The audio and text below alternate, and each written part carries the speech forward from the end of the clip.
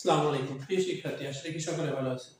আজকে আমরা আহ, নবম দশম শ্রেণীর আহ, তৃতীয় অধ্যায়ে একটি এমসিকিউ সলিউশন করব। চলো আমরা শুরু করি।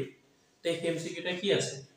দেখো, a + b = 5 এবং a - b = 3 হলে 4ab = কত? এই এমসিকিউটা চাইলে আমরা দুই প্রসেসে কিন্তু সলিউশন করতে পারি, গণনের সাহায্যে করতে পারি। তাহলে সেক্ষেত্রে দেখো আমাদের এখানে a + b = 5 এবং a - b = 3 আছে। তাহলে আমরা কিন্তু প্রথমত এই দুইটা যোগ করে ফেলতে পারি। অর্থাৎ a + b = 5, এটা যদি আমরা এক নম্বর ধরে নিই মনে মনে, a - b = 3, এটাকে দুই নম্বর ধরে নিই। তাহলে সেই ক্ষেত্রে দেখো আমরা কিন্তু চাইলেই এই দুইটাকে প্রথমে যোগ করে নিতে পারি। যোগ করলে কিন্তু চিহ্নগুলো পরিবর্তন হয় না। সেই ক্ষেত্রে কিন্তু আমাদের এই b আর b কাটা যাবে। সেই ক্ষেত্রে থাকবে 2a = হচ্ছে 8 যোগ করলে, আর a = হচ্ছে 8/2, অর্থাৎ এই সমান আমরা কত পেতে পারি? 4 পেতে পারি।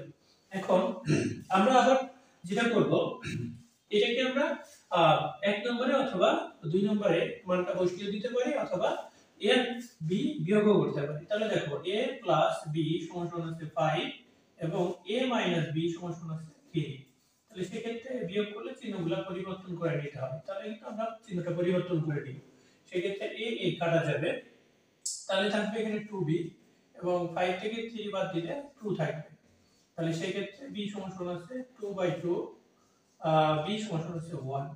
তাহলে দেখো আমরা a এবং b এর মান পেয়ে গেছি। তাহলে আমাদের এখানে কিন্তু 4ab এর মান ক্যালকুলেশন করতে হবে। অর্থাৎ 4ab অর্থাৎ সমান যদি আমরা বসাই 4 a এর মান কত? 4, আর b এর মান হচ্ছে 1। সেই ক্ষেত্রে 4 4 কত? 16। তাহলে দেখো আমরা কিন্তু এই সহজ টেকনিকের মাধ্যমে এই এমসিকিউটা সলিউশন করতে পারি।